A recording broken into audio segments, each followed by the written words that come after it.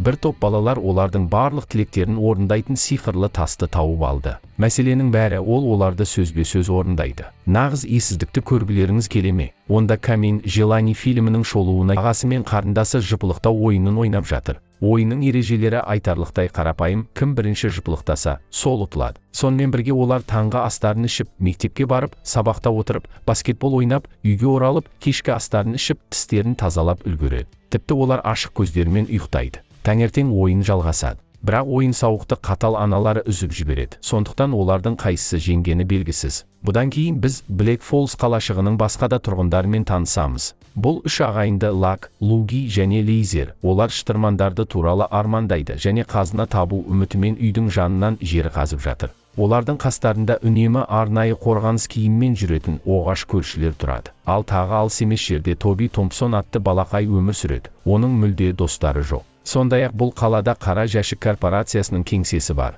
Онда Тобидің ата-анасы жұмыс жасайды. Қара жәшік бұл кез келген нәрсеге айналып кете алатын құрылғы. Телефонға, плеерге, консерва ашқышқа, шаң сорғышқа немесе ұстараға. Бұл компанияның иесінің есімі мистер Блэк және ол нағыз тиран. Таңертең Тобидің бөлмесінде оятқыш шырылдайды. Ол оянады да өзінің брекеті бар тістерін тазалап, таңғы асын ішеді және әпкесі Стейсимен ұрсып қалады. Бірақ нағыз қиыншылықтар мектепте басталады. Коул Блэк бастаған бұзақылар үнемі Тобиді мазақ етеді. Бұл әлгі корпорациядағы мистер Блэктің ұлы. Бірақ мінезі ең нашары Коулдың Гильветика атты қарындасы.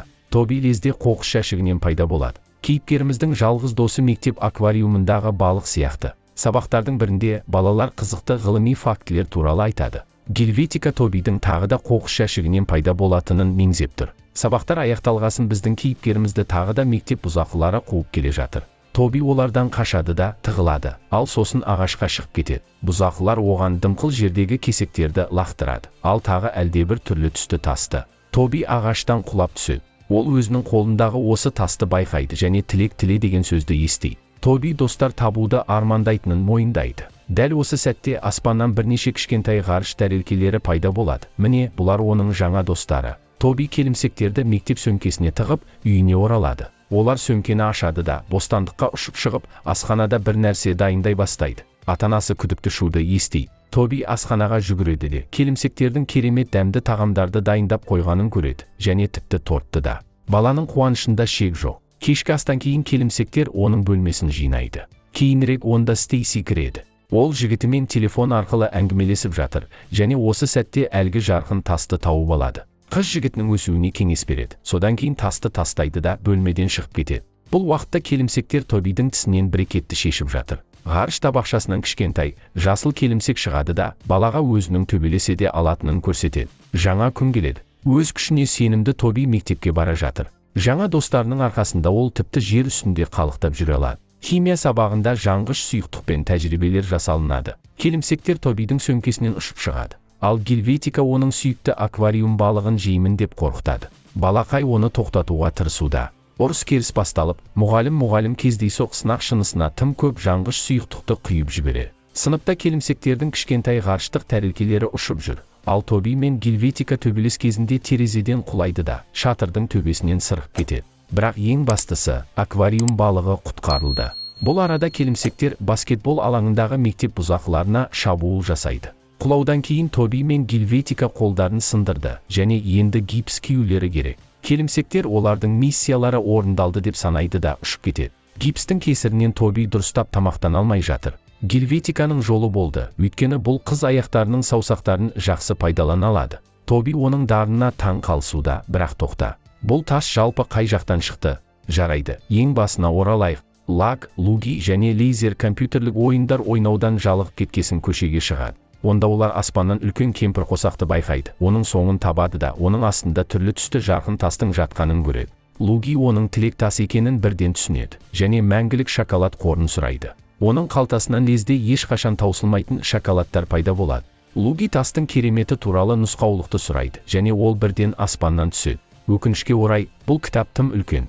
Жарайды, онда олсыз да тілек тілеуге болады емес пе? Балалар сиқырлы тасты ұрылардан қорғау үшін, оның айналасында қолтырауындар мен улы жыландар бар, үлкен бекініспен шұңқыр болсын деп тілейді. Бірақ бір мәселе бар. Тілек тасы байқаусызда осы шұңқырға құлап кетеді. Лак, Луги мен Лейзер оның артынан түседі. Бірақ Енді ол жақта қолтырауындар мен улы жыландар тіршілік етеді ғой.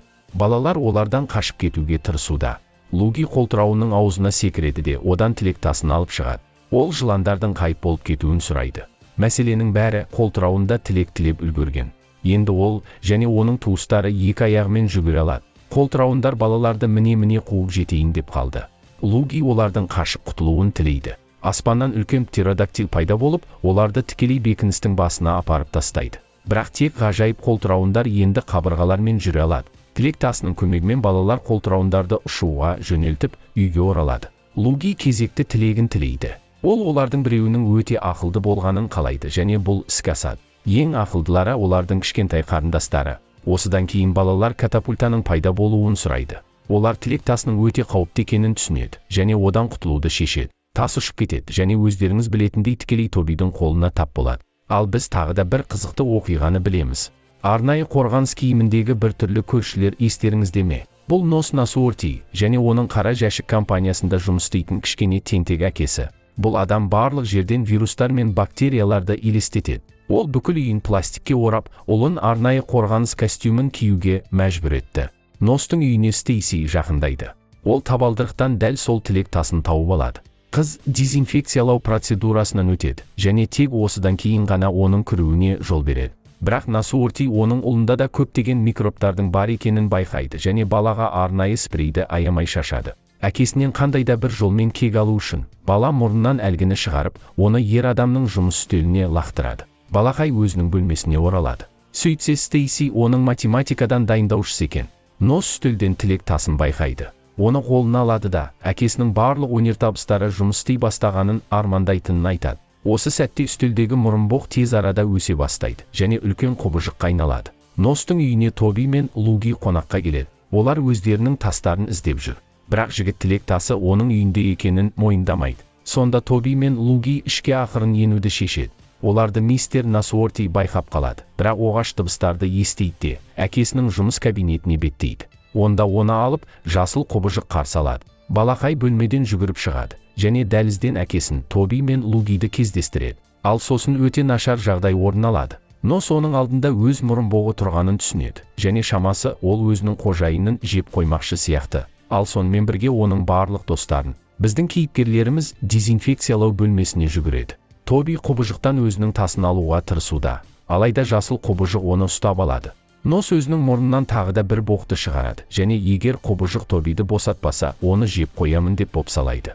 Бұл іске асады және балалар қашып үлгереді. Мұрынбоқ олардың іздеріне түседі. Алайда мистер Насуорти оны өзінің жабдықтарының біріне тартып алады және оны тышқанның көлеміне дейін кішірейтіп тастайды. Ал ең бастысы Тоби өзінің тасын қайтарады. Осы сәтте біз тағы да бір оқиғаны білеміз. Тобидің ата-анасы өздерінің бастығы Блэк мырза ұйымдастырған маскарадқа бара жатыр. Біз олардың жұмысқа байланысты мүлде сөйлеспейтіндерін көреміз, дегенмен бір-біріне деген нәзік сезімді бәрібір сақтап қалған. Тобидің анасы ұлының бөлмесіне кіреді де, еденнен тілек тасын байқайды. Әйел оны өзінің сөмкесіне салып, маскарадқа кетіп қалады. Біраз уақыттан соң Тоби тасының жоғалып кеткенін көреді. Ол оны анасы алып кеткенін түсінеді. Велосипедіне отырады да маскарадқа асығады. Бірінші болып онда өзінің балаларымен бірге Блэк мырза келіп жетеді. Көп ұзамай Тобидің ата-анасы келеді. Оның анасы күйеуімен жақынырақ болғысы келетінін мойындайды. Ал одан да дұрысы, бір бүтін болғандарында жақсы болатын еді. Оның тілегі бірден орындалады. Олар біріктірілген егіздерге айналады. Табалдырыққа Гельветика шығады және Томпсон ханымның сөмкесін байқайды. Оның артынан Тоби пайда болады да, осы сөмкемен басына соққы қабылдайды. Қыз өзінің досын үйге шақырады және оның басына мұзды басады. Өкінішке орай көп ұзамай Гельветиканың ағасы пайда болады және Тоби тағы да қоқыс жәшігінен пайда болады. Ашуланған қыз тілек тасын ұстайды да, ағасының тезек қоңызына айналып кеткенін қалайтынын мәлімдейді. Оның тілегі орындалады. Дүрбелең барысында Гельветика тасты жоғалтып алады және ол даяшылардың бірінің науасына тап болады. Оны Блэк мырза қолына алады және оның қызметкерлері мансаптық табыс үшін тіпті бір-бірлерін кеміруге де дайын болғандарын қалайтынын айтады. Бұл тілек те орындалады. Тас Гельветикаға тап болады. Ол өзінің тілегін айтады. Әкесінің оған құлақ асуын, гипстен құтылу, реактивті мотоциклге ие болып, мына жерден алысыраққа кетіп қалу. Тобидің ата-анасы қызды оның велосипедімен қуып жетпекші. Гельветика апатқа ұшырап қоқыс жәшігіне тап болады. Тас ақыры Тобиге оралады және балақай барлығының бұрынғыдай болғанын сұрайды. Содан кейін тілек тасын алысқа лақтырып жібереді. Ол Насуорти мырзаның үйінің босағасына құлайды. Біз бұл оқиғаның жасыл қобыжықтың пайда болуына дейін орын алғанын түсінеміз. Сонымен кейіпкерлеріміз жасыл қобыжықты жеңген сәтке оралайық. Тоби тілек тасын қолына алып, бірінші кезекте гипстен құтылуды сұрайды. Осы сәтте оны өзінің ағасымен бірге Гельветика тартып алады. Қастарынан басқа да балалар пайда болады. Олардың әрқайсылары сиқырлы тасты өздеріне алуды армандайды. Оны балалар ғана емес, ересектер де қалайды. Тас үшін үлкен күрес басталады. Әлдекім одан үлкен қолдарды сұрайды. Әлде біреу көзге көрінбеуді. Ал тағы да біреулері көп ақшаны сұраса, біреулер тіпті үлкен сосискаға айналып кетеді. Жақын жерде нағыз алып пайда болады. Шамасы бұл Стейсидің жігіті сияқты, өйткені тұтқамен сөйлесіп жатып, Стейси оның өсуін тілеген болатын. Міне енді ол өсті. Блэк мырза жер бетіндегі ең құдіретті адам болғысы келетінін тілейді және үлкен роботқа айналады. Гельветика алып араға айналып кетеді, ал оның ағасы тезек қоңызына. Тоби өзінің келімсектерін шақырады, ал Луги қолтырауындар әскерін. Нағыз шайқас басталады. Кенеттен Лугидің өте ақылды сіңілісі пайда болады. Оған қолтырауын ұшып келе жатыр. Сәби уақытты тоқтатады да адамдардың жерді құртып жіберулері мүмкін екенін мәлімдейді. Ол тас орындаған барлық тілектерді кері қайтарады. Насуорти мырза өзінің жаңа өнертабысының көмегімен ғажайып тасты жояды да оны шаңға айналдырып жібереді. Қысқа жаңбырдан кейін аспаннан кемпір қосақ пайда болады. Тоби мен Гельветика дос болуға уәде береді. Адамдар қала көшелерін ретке келтіреді. Корпорацияда енді қара емес, жасыл жәшіктерді шығаратын болады. Біздің кейіпкерлеріміз өздерінің барлық тілектерін орындаудың қажеті жоқ екенін түсінеді. Арнаға жазылмаған болсаңыздар, арнаға жазылып қоңыраушаны басып қойыңыздар. Сіздер үшін бұл бірнеше секунд, ал мен үшін 100 000 оқырманға бастап барар үлкен қадам. Тезірек 100 000-ға жеткізіп тастайық. Келесіде кездескенше.